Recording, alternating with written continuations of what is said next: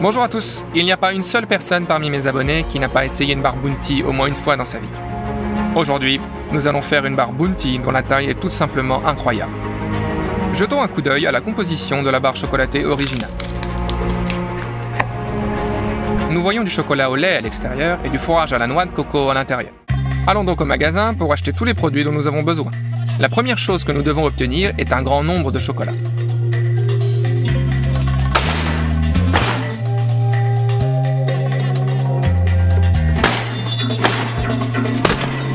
Nous en avons 150 dans le panier. Maintenant, la noix de coco râpée. Nous en avons besoin de beaucoup. 20 kg. Puis 9 kg de sucre.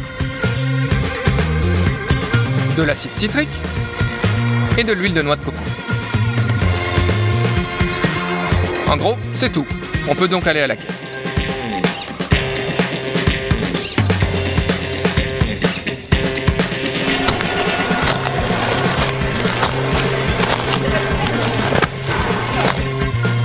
Cela nous a coûté 390 $. Commençons donc par avoir cette feuille de MD.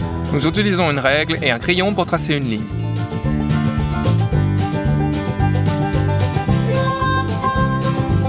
Faisons donc les coins arrondis à la main.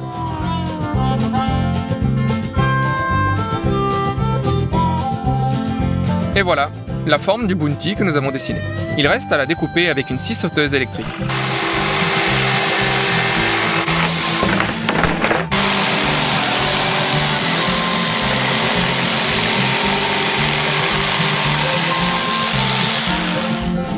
C'est fait. Maintenant, on prend le film étirable et on l'emballe.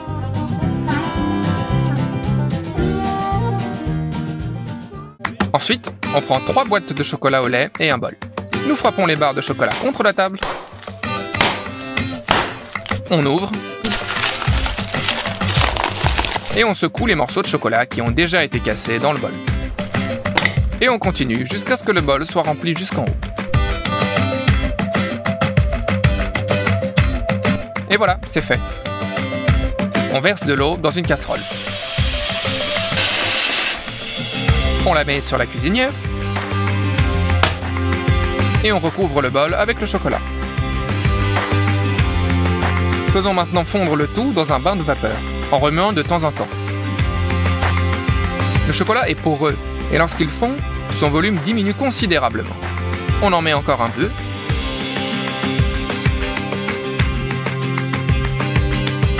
On met maintenant du chocolat fondu sur une planche. On met notre moule sur la table. On arrose d'un peu de chocolat.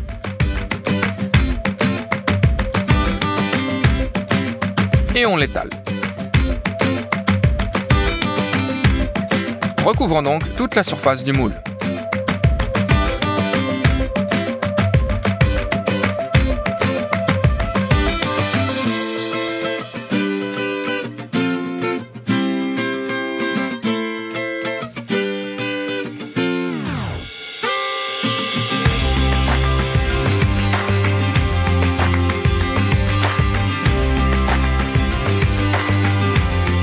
Prenons maintenant une énorme casserole et tout le noix de coco râpé qu'on a acheté. Chaque paquet est ouvert et versé dans un bol.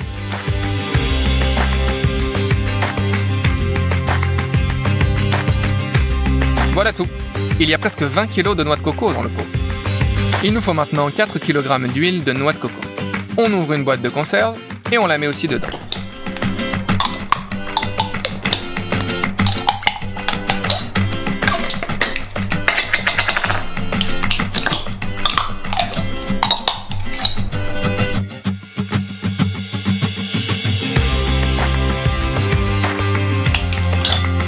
C'est fait. Il nous faut maintenant du sucre et de l'acide citrique. Nous en faisons cuire le sirop inverti dans 2 pots. On ouvre un paquet de sucre. On mesure 300 g sur la balance. Et on le verse dans un bol. Et dans le deuxième bol, également 300 g. On a aussi besoin d'eau. On mesure 130 ml. Et on le verse dans le sucre. Maintenant, allumons la cuisinière au maximum et attendons jusqu'à ce que le sirop bouille. On veille à utiliser un thermomètre. Dès que la température a atteint 107 degrés, on déplace les pots sur une planche. Ajoutons un peu d'acide citrique et remuons.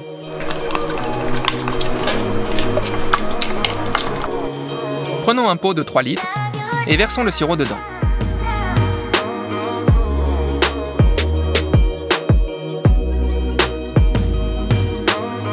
Entre chaque nouvelle préparation de sirop, le pot devait être nettoyé de l'ancien sirop. Encore une fois, mesurons et faisons bouillir le tout. Et bien d'autres fois encore.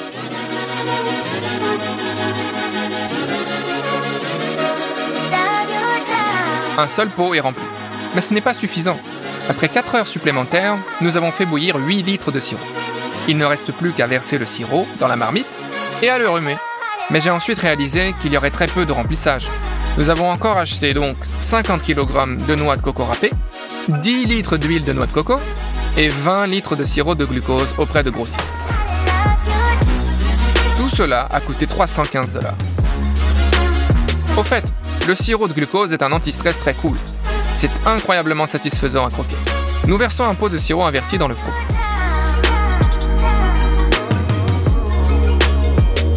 Ouvrons le sirop de glucose et remplissons le pot avec, afin de savoir quelle quantité nous allons ajouter.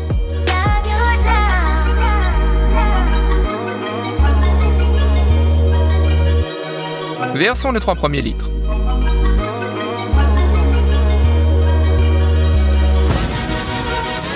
Puis encore 1,5 litre.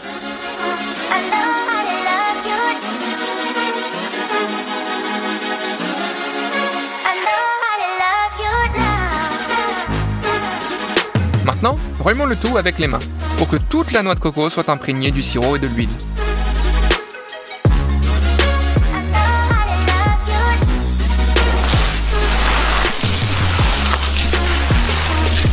La masse est lourde et visqueuse, ce qui la rend très difficile à mélanger. Après 20 minutes, j'ai bien mélangé le tout. Notre chocolat s'est depuis longtemps fixé sur le moule. On sort la garniture à la noix de coco et on la verse sur le moule.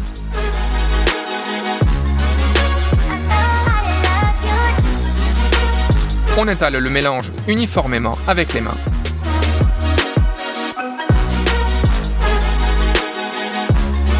Et on appuie dessus. On ouvre un sachet de noix de coco râpée. On en verse la plus grande partie dans une casserole. Cette fois, fais un petit cratère dans la noix de coco, dans lequel on versera d'abord le sirop inverti.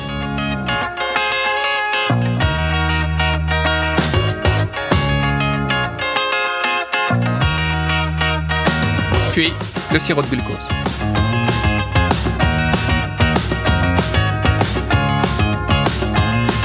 On ouvre une boîte d'huile de noix de coco et on y verse 4 litres. L'huile est liquide car elle a été trempée dans de l'eau chaude. On mélange à nouveau le tout, cette fois à 4 mains. On renverse la casserole sur le moule.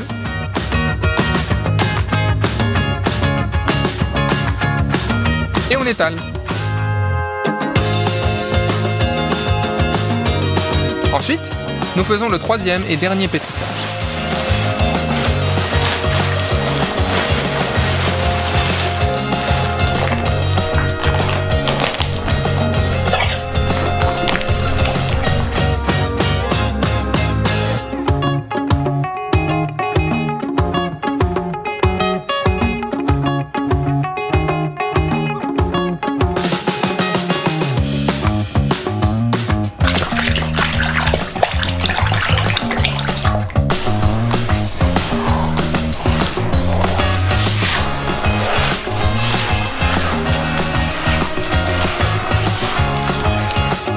Et nous le versons également sur le moule. Nous devons l'étaler plus soigneusement, afin de donner la forme d'une barre semblable à un bounty. Au début, nous avons tout fait à la main, puis nous avons soigneusement tassé avec une planche.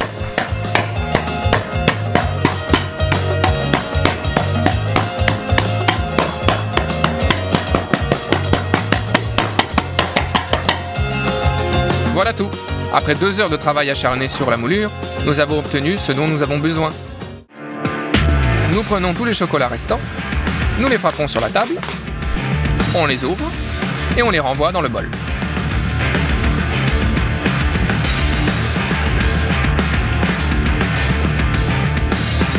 Et dans le bain de vapeur. Lorsque tout le chocolat est liquide, on le verse sur la barre et on l'étale avec une spatule. Puis on verse un deuxième bol de chocolat.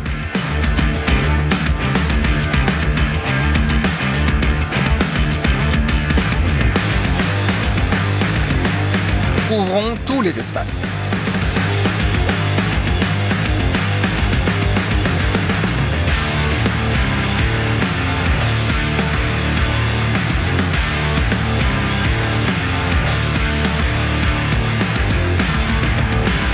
Enfin, le troisième bol.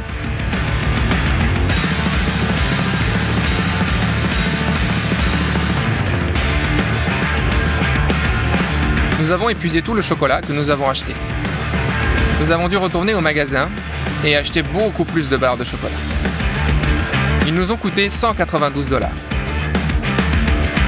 Le chocolat qui a coulé, nous l'avons récupéré sur la feuille d'aluminium pour le remettre dans le bol. Nous allons juste le faire fondre. Voici le nombre de chocolats que nous devons décomposer. Nous utiliserons 2 bols pour accélérer le processus.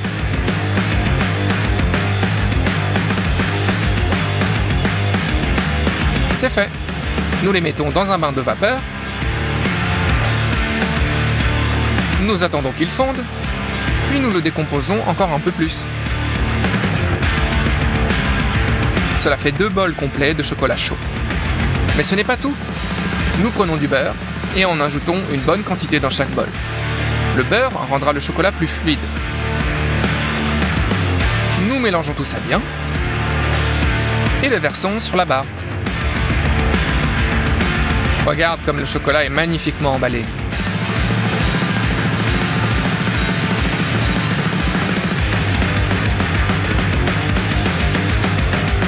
On verse un deuxième bol de chocolat.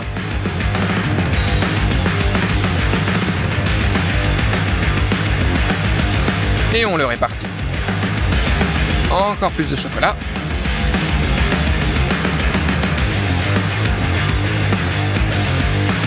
Nous avons essayé aussi de faire des boucles sur le dessus, comme sur un bounty. Mais ça ne s'est pas si bien passé. C'est pourquoi nous avons versé un dernier bol de chocolat pour aplanir les éventuelles irrégularités. Après 3 jours de travail jusqu'à 2 heures du matin, notre énorme barre bounty est enfin prête. Après avoir compté tous les produits que nous avons utilisés, il s'est avéré que ce méga monstre pèse 134 kg. Et il y a 643 000 calories dans cette barre chocolatée. C'est beaucoup. Ouvrons-le donc enfin. Nous couperons soigneusement le chocolat avec une scie à métaux. Et pour le remplissage, j'ai acheté une grande machette. Découpons donc la barre.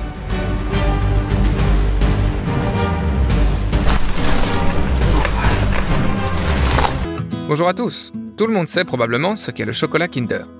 Aujourd'hui, nous avons décidé de le faire à une échelle inimaginable. Mais d'abord, ouvrons-le. Et voyons de quoi il est fait. Nous voyons 2 biscuits au chocolat et un tas de crème. C'est délicieux, bien sûr, mais la crème est un peu chimique. Nous nous dirigeons vers la boutique. Nous avons décidé de faire nos achats en 2 temps. Aujourd'hui est le premier. Nous allons acheter tous les produits pour faire d'énormes biscuits. Et la première chose dont nous avons besoin, ce sont des œufs de poule. 840 d'entre eux.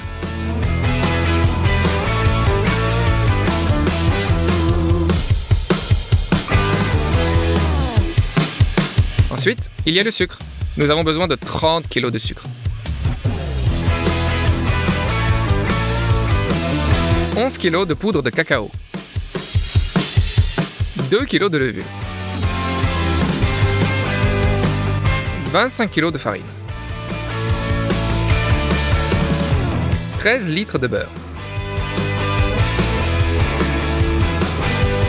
Avec tout ce kit, nous passons à la caisse.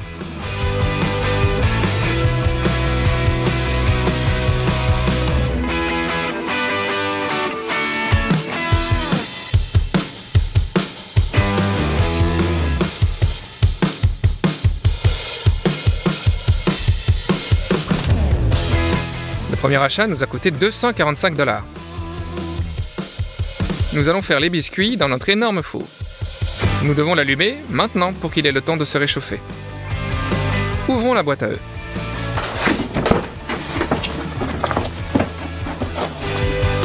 Sortons les plateaux et posons-les sur le niveau inférieur de la table. Pour un lot, nous avons besoin de 420 œufs. Posons 2 récipients sur la table, un plus petit, un plus grand. Maintenant, nous prenons les œufs et séparons le jaune du blanc.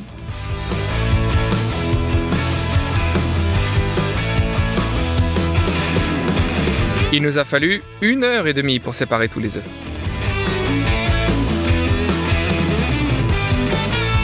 C'est fait. Nous mettons les blancs d'œufs de côté pour le moment. Prenons le sucre. Ouvrons-le et versons 15 kg dans les jaunes d'œufs.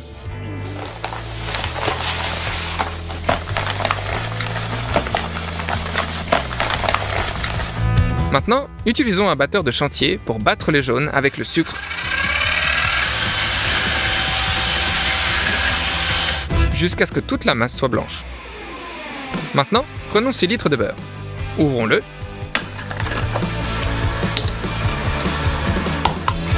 Et versons là-dedans.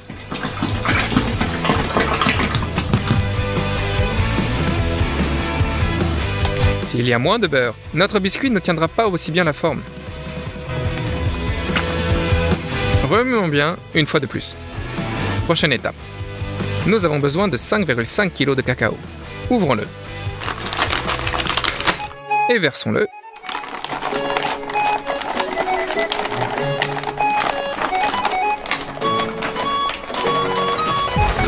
Ensuite, mélangeons. Il a fallu encore 20 minutes pour tout mélanger. Et c'est une pâte très épaisse. Et maintenant, on doit verser doucement 6,5 litres d'eau bouillante. Remuons-la pour rendre la pâte plus épaisse. C'est fait. Maintenant, nous avons besoin de farine. Versons les 5 premiers kilos de farine. Remuons. Et puis, encore 7,5 kg.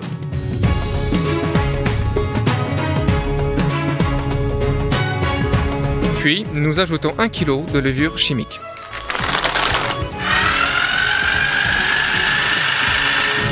La pâte est ainsi homogène. La casserole est remplie à ras-bord. On prend donc une bassine et on y verse la moitié de la pâte. Prenons les blancs d'œufs. Versons-en une partie dans une autre casserole.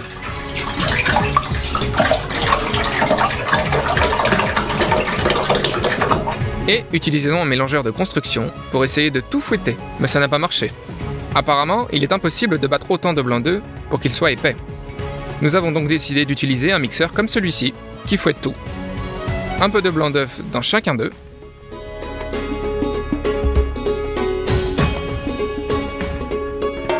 Allumons-le.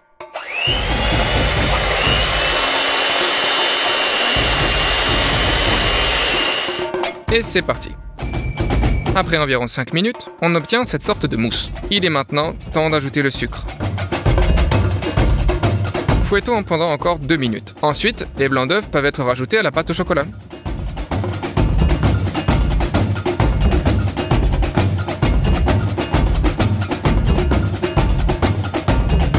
Maintenant, mélangeons délicatement avec une spatule pour qu'aucune bulle d'air ne sorte des blancs mousseux.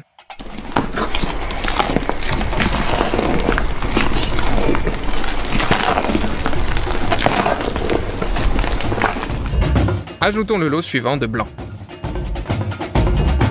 Nous le remettons dans le bol. Et remuons. Le résultat devait être une pâte gonflée comme celle-ci. Faisons de même avec la seconde moitié de la pâte dans le bol. La pâte à biscuit est prête. Mais dans quoi le cuire? Un ami de l'atelier nous aidera à le faire. Il a fait un dessin sur l'ordinateur et une énorme machine comme celle-ci découpe une pièce de tôle à l'aide d'un laser.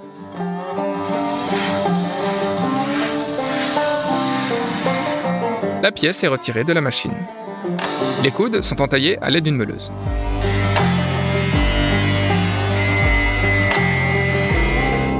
Et les bords sont pliés jusqu'à ce que la forme de la boîte soit obtenue.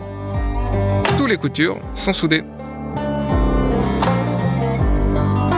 Le résultat final est un énorme plateau comme celui-ci.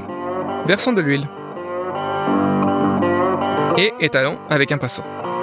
Prenons du papier sulfurisé et recouvrez la plaque de cuisson avec. L'huile fait bien adhérer le papier sulfurisé. Recouvrez-en toute la plaque de cuisson. C'est prêt. Maintenant, versez-y notre pâte.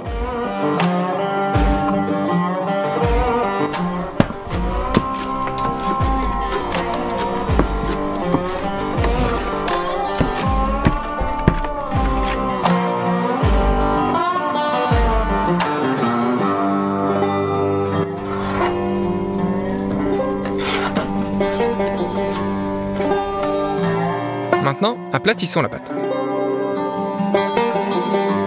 C'est tout. Déplacez la plaque de cuisson et mettez-la dans le four. Poussez-le plus loin. À 180 degrés, le tout a cuit pendant 4 heures. Puis on éteint le four.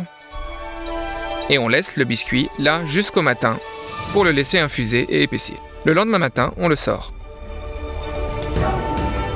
Ça a un peu levé et cuit complètement.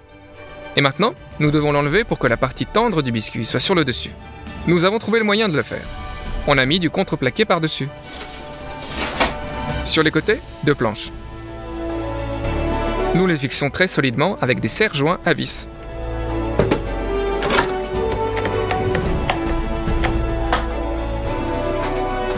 Nous n'avons plus besoin du plateau. Mettons un contreplaqué de plus sur la table. 4 briques dessus. Et nous mettons tout à l'envers. Nous enlevons les pinces et soulevons le plateau avec précaution.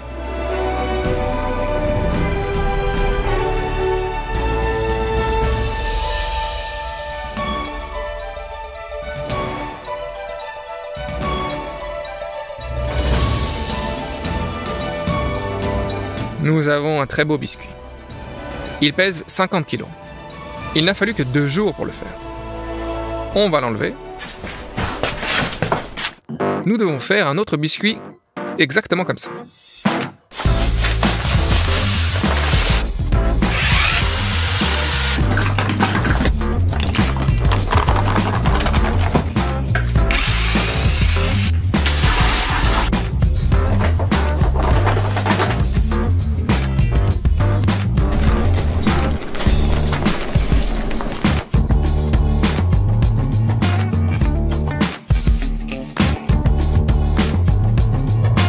On met tout ça dans le four, fermons les portes, et le lendemain matin, nous aurons un autre biscuit, tout aussi beau que le premier. Maintenant, il est temps d'aller dans le magasin pour la crème. La première chose qu'on va prendre, c'est beaucoup de lait concentré. 6 cartons de lait de 2 litres. Une quantité incroyable de fromage blanc, 80 kg.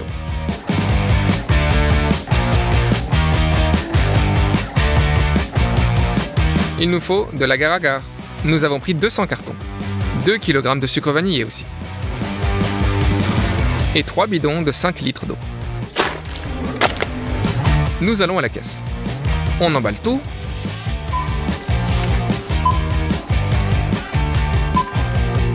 Le deuxième reçu s'élevait à 5,6 $. Nous avons mis le fromage blanc que nous avons acheté sur la table et nous ouvrons les boîtes.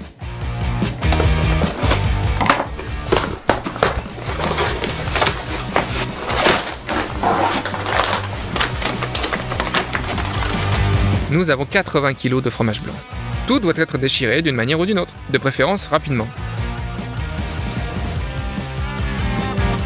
Retirez la plaque avant du robot et fixez le hachoir à viande et la soucoupe sur le dessus.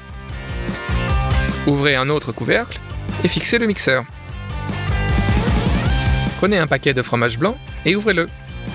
Versez-en une partie dans le mixeur et l'autre partie dans le hachoir à viande. Fermez le mixeur. Mettez une casserole en dessous et allumez le mixeur. Pendant que nous poussons le caillé dans le hachoir, le mixeur lui-même broie tout. Il faut l'enlever périodiquement et transférer la masse de caillé dans un bol. Nous avons tout broyé avec 6 mains.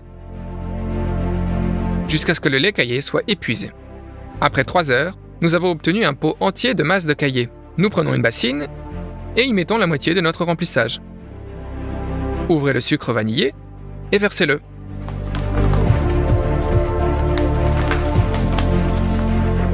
Maintenant, nous avons besoin de lait concentré. Ouvrez la bouteille et versez le lait concentré dans le lait caillé.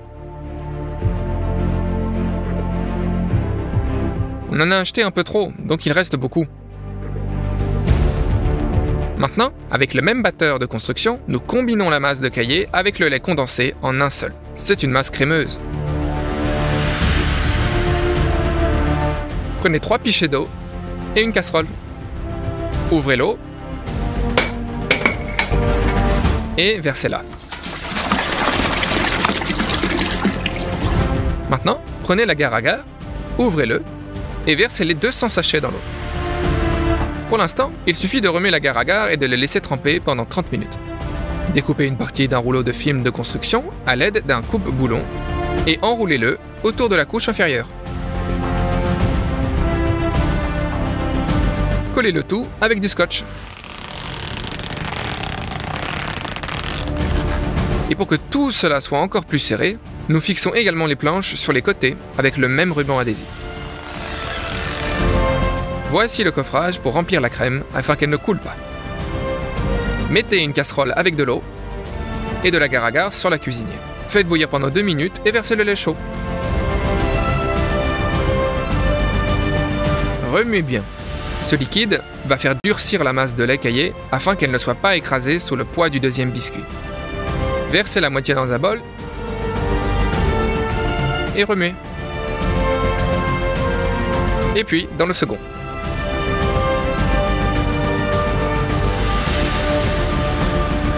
Avant que la garniture ne commence à épaissir, transférez-la rapidement sur le gâteau.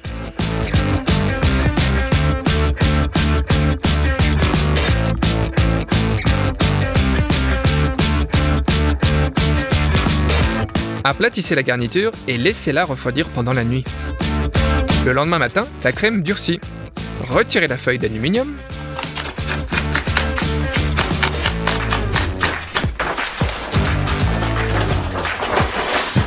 Nous avons une couche de crème très élevée. Enfin, le moment X. Il ne reste plus qu'à poser le deuxième biscuit sur la crème.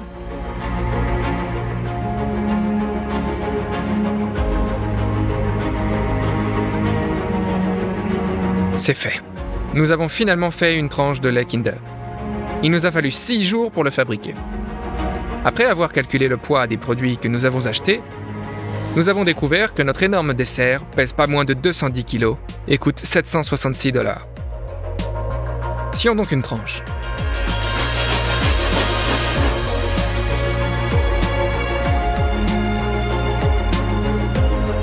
Ce sont les énormes morceaux que nous avons donnés à des proches avec notre chocolat au lait Kinder. Regarde le biscuit moelleux à l'intérieur. J'ai mis la crème sur un morceau de génoise. Je l'ai recouvert d'un autre.